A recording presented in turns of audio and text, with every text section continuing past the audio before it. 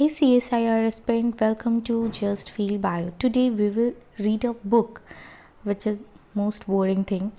सबको पता है कि बुक को पूरे इतने CSIR में कितने मोटे मोटे बुक होते हैं सारे ऑथर्स के, जो कि रीड करना काफ़ी बोरिंग हो जाता है। तो क्यों ना हम लोग साथ में बुक को रीड करें। और ये यूनिट है आपका सेल स्ट्रक्चर एंड फंक्शन। हम लोग डेली इसके 1-2 पेजेस को साथ में पढ़ेंगे एंड डिस्कस करेंगे विद फुल डिटेल। चलिए स्टार्ट करते हैं। ऑब्वियसली इस बुक से आप लोग भी नोन होंगे। A great diversity of organisms are present on Earth. These organisms can be classified into 2 broad categories. बोला जा रहा है कि जो भी great diversity आप देख रहे हैं organism का on Earth, उसको जो है 2 broad category बिल्कुल बेसिक से इस बुक में स्टार्ट किया गया है for CSIR students. एंड जो भी बायो से रिलेट करते हैं वो सब सेल तो सब जगह पढ़ना है, तो आप लोग पढ़ सकते हैं। तो this organism can be classify into 2 broad categories. जो भी डाइवर्सिटी देख रहे हो उसको 2 ब्रॉड कैटेगरीज में डिवाइड किया गया है, cellular organism and non cellular organism. Cellular organism belong to 3 distinct domain of life. जो फर्स्ट तो सेलुलर और नॉन सेलुलर में डिवाइड किया गया, और फिर जो सेलुलर ऑर्गेनिज्म है उसको 3 डिस्टिंक्ट डोमेन में डिवाइड किया गया। This domain are bacteria, archaea and Eukarya. यानी पहले सेलुलर और नॉन सेलुलर में बांटा गया, फिर 3 डोमेन में बांटा गया, बैक्टीरिया, आर्की एंड यूकेरिया में।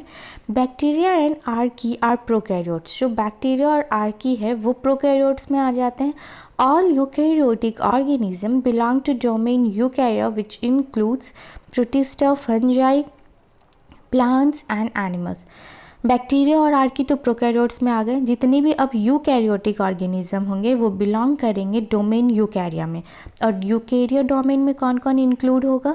प्रोटिस्टा होगा, फंजाई होगा, प्लांट्स होगा एंड एनिमल्स होगा। Okay, both prokaryotes and eukaryotes are cellular organism. जो भी प्रोकैरियोट्स और यूकैरियोट्स हैं वो सारे सेलुलर ऑर्गेनिज्म में आते हैं। Viruses and viroids are non-cellular organisms because they lack cell or cell-like structure. जो वायरसेस और वायरॉइड्स होते हैं उनको हम लोग नॉन सेलुलर में रखते हैं क्योंकि इनके पास ना सेल होता है ना कोई सेल लाइक स्ट्रक्चर होता है। तो समरी देखें हम लोग, तो ऑर्गेनिज्म को पहले सेलुलर ऑर्गेनाइजेशन के बेस्ड पे बांटा गया सेलुलर और नॉन सेलुलर में। ओके, नॉन सेलुलर में आपका वायरस आ गया और वायरॉइड आ गया। और फिर वायरस के पास क्या होता है? वायरस के पास न्यूक्लियोप्रोटीन होता है। फिर इसको डीएनए वायरस और आरएनए वायरस ऑब्वियसली आप लोगों ने सुना होगा, उसमें बांटा गया। और जो वायरॉइड होता है उसके पास आरएनए होता है। जो सेलुलर है बेस्ड ऑन प्रेजेंस और एब्सेंस ऑफ न्यूक्लियस, इसमें जो है वो न्यूक्लियस के बेसिस पे सेलुलर को डिवाइड किया गया है। Prokaryotes and eukaryote. जो प्रोकैरियोट्स होते हैं वो विदाउट न्यूक्लियस होते हैं और जो यूकैरियोट्स होते हैं विद न्यूक्लियस होते हैं। जो प्रोकैरियोट्स है विदाउट न्यूक्लियस वाले उनको आर्की और यूबैक्टीरिया में बांटा गया, और जो यूकैरियोट्स है विद न्यूक्लियस उनको यूनिसेलुलर एंड मल्टीसेलुलर में बांटा गया। यूनिसेलुलर में कौन आता है? प्रोटिस्टा आता है। और मल्टीसेलुलर में कौन आता है? फंजाई, प्लांट्स और एनिमल्स आते हैं। एक बार हम लोग फिर से रिकैप कर ले तो ऑर्गेनिज्म को सेलुलर ऑर्गेनाइजेशन के बेसिस पे नॉन सेलुलर और सेलुलर में बांटा गया। नॉन सेलुलर को वायरस, न्यूक्लियोप्रोटीन, वायरॉइड जिसके पास आरएनए होता है उसमें बांटा गया।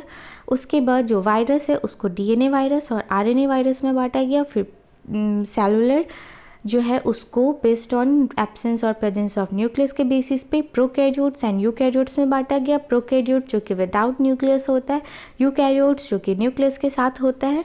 प्रोकैरियोट्स को आर्की और यूबैक्टीरिया में बांटा गया, और जो यूकैरियोट्स है विद न्यूक्लियस उनको यूनिसेलुलर और मल्टीसेलुलर में बांटा गया। अब आगे नेक्स्ट जो होगा उसमें हम लोग व्हाट इज सेल एंड आगे का 2 पेज डिस्कस करेंगे। प्लीज़ कमेंट में आप बताएं कि आगे के पेज डिस्कस किए जाए कि नहीं, और प्लीज़ चैनल को सब्सक्राइब कर दें। Thanks for watching.